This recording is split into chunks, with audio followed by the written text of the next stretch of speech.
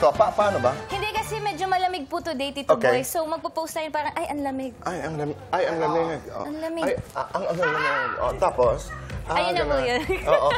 Gusto pa may isa pa. Yes, hindi kasi I love your outfit, Tito Boy. So parang... Thank you. Halimbawa, dumadaan yung crush. Ay! Oo. Paano? Wala naman akong buhok. Tito Boy, sorry na po. Magandang hapon, Pilipinas at buong mundo. Naitay Kapuso, pahiram po ng 20 minutes ang inyong hapon. Ako po si Boy at ito po ang aking kaibigang si Jillian. Welcome to Fast Talk with Boy Abunda. Sa lahat po ng ating mga kasama sa Facebook at YouTube, sa lahat ng nakikinig po sa Dizzy Double B, welcome to the program. At our Fast Talk segment producer, happy birthday, Geraldine Regala. And Eden Flores, happy birthday. Naitay Kapuso, please welcome Jillian Ward. Maraming salamat, please. So, maraming salamat. So, natupad po ang promise ninyo sa akin na every year magpa-fast talk po ako. Ay, promise natin yan sa isa't isa. At dapat may baon lagi. Opo. But congratulations. Alam niyo po, 2 taon nating sinamahan, pinanood, nakiiyak, at nabigyan mo ng kasiyahan ang sambayanan. Maraming salamat dahil kay Dr. Annalyn at ang iyong mga kasamahan sa Abot Kamay. Ang pangarap. Yes po. Congratulations. Thank you so much, Tito Boy. Anong pakiramdam? Ano ang baon mo? I know it's very emotional. Your last episode is when? Tomorrow. Opo. Yesterday po, nag-last taping day na po kami. And actually, sabi po, pack up na.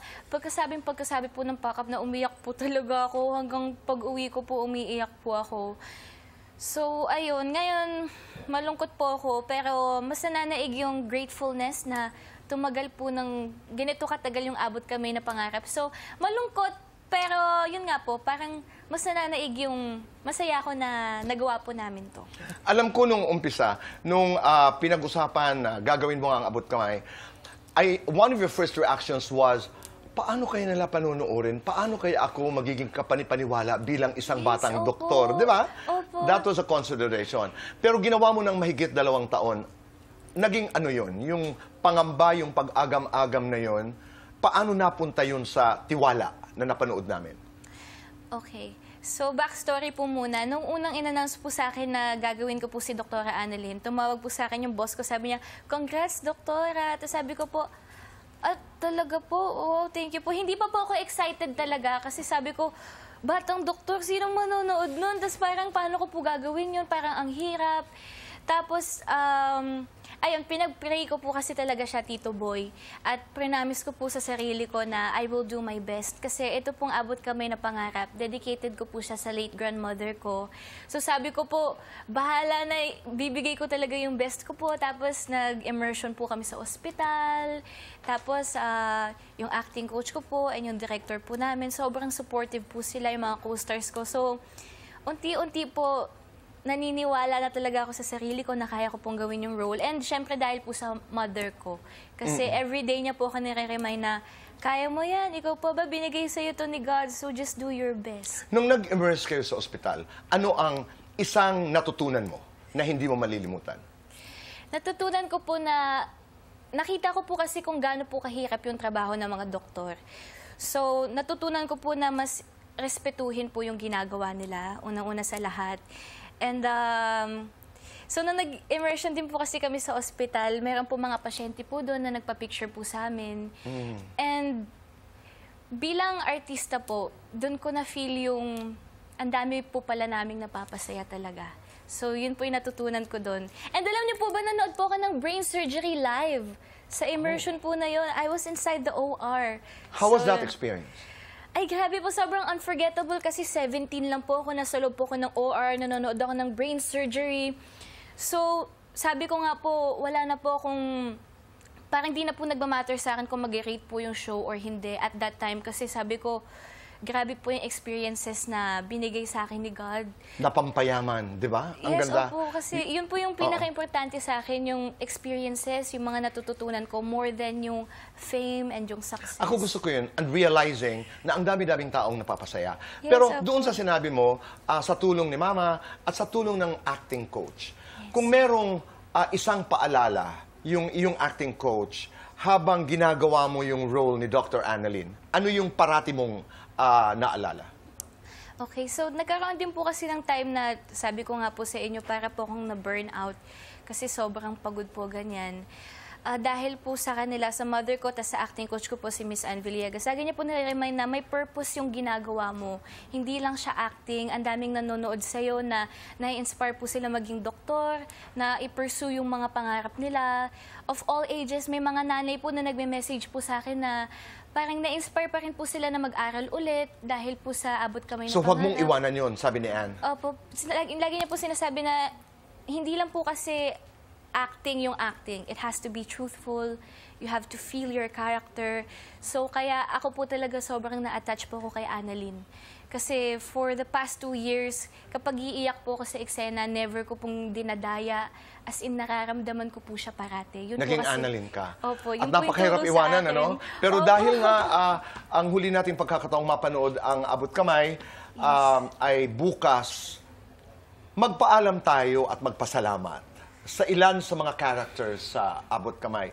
Kung ikay magpapasalamat at magpapaalam kay Lyneth, anong sasabihin mo? Nariyan si Lyneth. Gusto ko magpasalamat po kay Nanay Lyneth. And syempre, kay Nanay Mina. Ayun. Parang isang tao na po sila para sa akin. Gusto ko po magpasalamat sa iyo, Nay Mina, kasi sobrang dami ko pong natutunan sa iyo. Natutunan ko po paano maging mas professional pa po sa trabaho, paano mas mahalin yung trabaho ko. Even sa love life ko, binibigyan mo po ako ng mga advices. And thank you so much kasi si Nanay Lyneth at si Nanay Mina, lagi niya po akong pinaglalaban. Kasi si Nanay Mina, alam mo po yan, pag ako po kasi meron akong parang I'm not feeling well, hindi ko po siya sinasabi sa taping, sa mga tao sa taping. So she speaks up for me. So I love you so much, Nanay, and I hope na magkasama pa tayo ulit and I will never forget you. How will you say goodbye? Ayoko po magsabi ng goodbye kasi promise ko po yan sa kanila, sa mga cast na kukulitin ko pa rin po sila. At magkikita pa rin. Magkikita di ba? pa rin. Wala pong goodbye. At magkikita kami mamaya sa cast party. I love you, Nanay. Okay, see you again lang. Moira, See you again. mabilisan lang. Si Ma'am Moira. Si Moira, anong sasabihin mo? Kay Ma'am Moira po hindi kay Tita Pinky. Ma'am Moira, maraming salamat dahil na-stress po kami ng 2 taon. Hindi, dahil po kay Ma'am Moira, natutunan ko maging mas patient pa po and natutunan nating lahat na huwag gagayahin si Ma'am Moira. Huwag niyo siyang gagayahin. Pero kay Tita Pinky, thank you so much kasi kung wala po si Ma'am Moira, wala si Annalyn, si Nanay Lyneth. That's true. So maraming salamat po dahil ginulo nyo ang mga buhay namin. And I love you so much, Tita Pinky. Sobrang bilib po ako sa'yo. Paano ka magpapasalamat kay Annalyn? Whew. Okay, so pinipigilan ko po umiyak. Hindi ako iiyak today. Pero gusto kong magpasalamat sa'yo, Annalyn. Kasi binago mo yung buhay ko, as in. And dahil po kasi kay Annalyn, sobrang dami kong nakilala mga tao, ang dami ko pong natutunan. Natutunan ko mas maging passionate pa sa trabaho ko, na mas ma-appreciate ko pa yung pamilya ko, yung mga kaibigan ko. And I don't know what to say. Yeah, just say thank you. I just want to say thank you so much kasi binago niya po yung buhay ko as in. I love you, Annalyn. I want to go back to what you said about Mina, about Carmina. Nasabi mo nga, si Nanay Mina, pati love life ko, binibigyan ako ng advice. Ano yung advice pagdating sa love life na ibinibigay sa'yo ni Mina? Okay. Una-una sa lahat, wala po akong boyfriend na, to be clear, wala akong love life. It's just Okay. that nagtanong po ako sa kanya kung ano po yung mabibigay niyang advices sa akin na madadala ko hanggang pagtanda ko pagdating sa love life. Sabi niya po, lagi kong titingnan kung paano tinatrato ng isang tao yung kanyang mga magulang. Kasi kung gano'n niya kamahal yung parents niya, ganun din, yun Ganun din siya yung pwedeng magmamahal. magmamahal. Ganun kanya mamahalin. Ganun. Napakaganda. Yes. Pero, pagkakaalam ko, yung huli natin pag-uusap, may crush ka, crush ka rin niya, pero hindi niya alam na crush mo siya. Tama ba ako? Ano ba yun? Tama ba? Oo. Abay, dapat. Opo. May 2 taon ay kayo nagtrabaho. Opo. Kahit man lamang konting kilig, di ba? Kaya nga po Oo. alam niyo po recently, sabi ko, tapos na po abot ko may pangarap. 2 years po ka na puro work lang din talaga yung iniisip ko. Feeling ko deserve ko na rin pong kiligin. So, Kahit ang tanong papaano. ganito, ipapaalam mo ba sa crush mo na crush mo rin siya? Wag muna po. Pero feeling ko alam niya po eh. Talaga? Alam niya? Clue nga. Clue? Oo, clue lang. Sige lang. Every year, pangako namin ni Jillian, mag-guest siya sa Fast Talk. Okay. Sana ang next year, kasama mo na Meron po. siya. Sige, may clue po ako sa inyo. Sige nga. Nag-fast talk na rin po siya.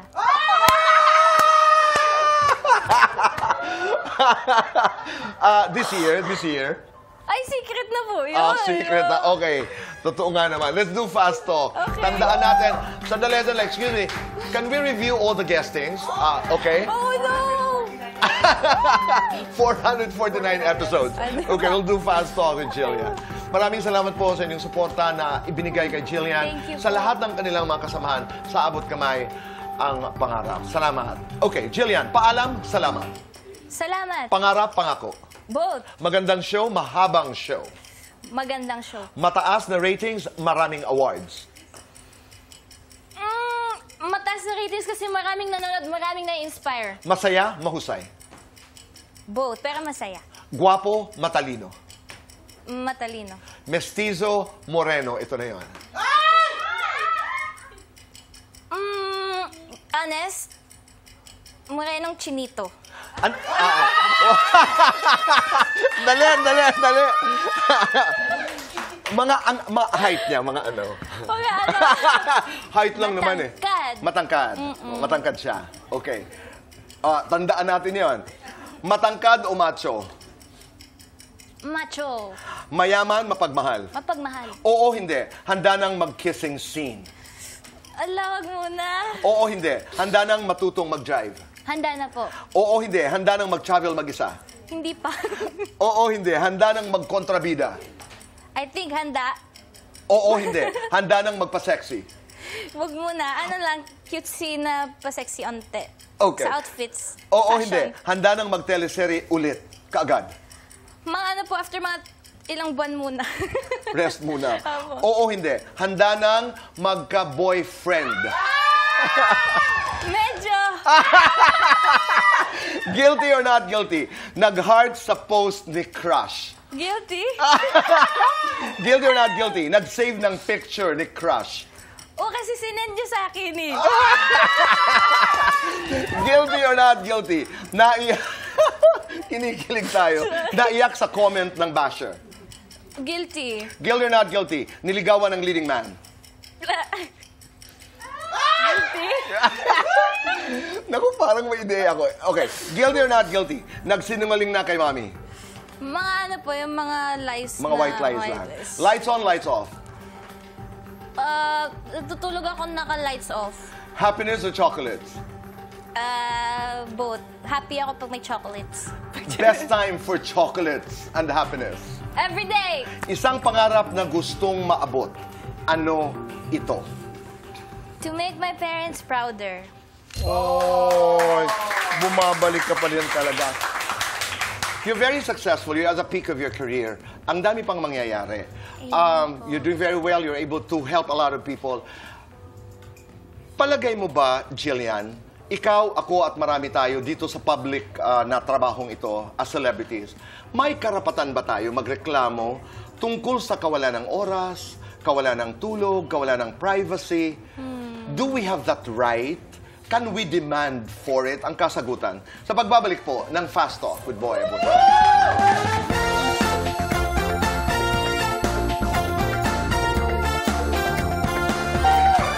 Kami nagbabalik po dito sa Fast Talk with Boy Abunda. Kasama pa rin po natin si Jillian. What is next? Alam ko ito ang laman ng isipan ng maraming nanonood sa atin ngayon. Ano ang susunod, Jillian? Well, for sure magpapahinga po muna ng onte, pero may gagawin po akong movie soon na medyo challenging po talaga yung character. And maraming pa po Hindi pa ho kayong namin abangan. pwede pag-usapan, pero the Yes. moment pwede na, Babalik po ako dito. Siyempre, Yes. magkukwentuhan tayo at hopefully kasama na si Crush. Sana nga si Crush! Napaka-blessed mo. Yun nga, yung aking katanungan. Minsan naiisip mo ba, walang tulog, wala ka ng privacy, ang daming intriga, oras, di ba? Sa palagay mo ba, may karapatan tayo, hindi lang ikaw, tayo magreklamo? Well, to an extent, syempre po, kasi tao lang din naman po tayo.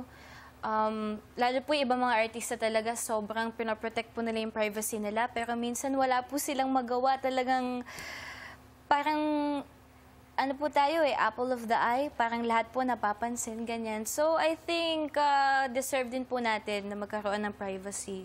Pero I think... Pero kailangan, you have to work on it. Yes, we have Diba? to work on it. Responsibility pa rin po natin Oo, na... kasi kung ikaw naman ay ipapakita mo ang lahat, tapos sasabihin mo, Yeah. di ba? Yeah. Hindi, may isang intriga na ang ganda-ganda ng pagkaharap mo. Katulad noon nung sinasabing, hindi naman kaya ni Jillian. Paano magiging doktora yan? Paano Yes, magiging opo. kapanipaniwala yon? Yung insecurity about that role, yung doubts mo, tinurn around mo. Yes, di ba? opo. Yung mga comments po na yun, na naiyak po talaga ako nung una, honestly. Pero pinag-pray ko po siya. Tapos sabi ko, mas pagtsatsagaan ko pa po yung ginagawa ko. Kasi binigay na po sa akin yung role eh. I'll just do my best. Tama. So, and yung mga parang negative comments, tinitake ko po siya as constructive criticism. So, natututo po ako sa bawat comments po nila. Galing, So, ayun. okay. Halimbawa, nanonood si Crush ngayon. Sayaw tayo. Paano tayo sasayaw para kay Crush? Dito po eh. Dali na. Yung skirt Kasi ko po. alam ko nanonood ngayon yan eh. Hala, hindi niyo po ata alam. Hindi, nanonood yan. Sinabi ko. Hindi, joke lang. But Jillian, congratulations. Pasalamat ka Thank muli you po. sa lahat ng sumuporta. Ayan, ito po ba yung Okay, camera? dito, oo. Ayan, maraming salamat po sa suporta ninyo sa Abot Kamay na Pangarap. I love you guys so much and I promise na I will do my best to entertain and inspire all of you. So abangan po ninyo ang aking mga susunod na gagawin at sa mga mangyayari pa sa buhay ko. Malay niyo may love life na ako next time. Abangan natin yun. Ang sayaw para kay Crush. Music. Naitay Kapuso, maraming salamat sa inyong pagpapatuloy sa amin sa inyong mga tahanan at puso araw-araw. Be kind. Say thank you. Make your nanay and tatay proud. Yeah! Goodbye for now and God bless.